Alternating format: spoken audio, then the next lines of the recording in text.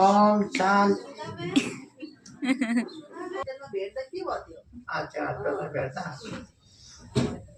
अब माँ नेपाल दिखें। मधु वहाँ से नेपाल से आया हुआ था।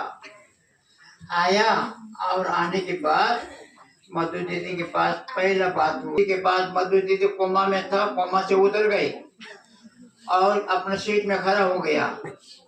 उसके बाद सपना में हो गया। फिर तो सपना होने के बाद गीत सपना में ऐसा गीत गाया है जो मैंने गाया था, वही गीत नेपाली में गाना शुरू किया है। ऐसा नाचा सपना में। और गीत क्या था?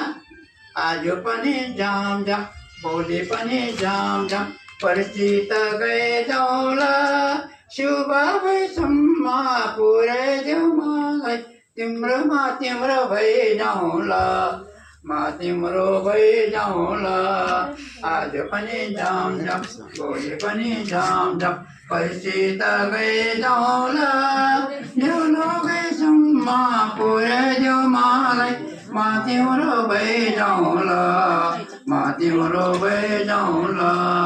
यो गीत सपनामा मधु दिदीले सपनामा गाएको गीत हो यो। त्यस कारणले त्यो गीत यति राम्रो नाच्ने, यति राम्रो सुरिलो गीत थियो यो थियो। अनि पहिलो दिनको म आउने दिनको बात हो यो। त्यस कारणले अब आइने वरदान आजको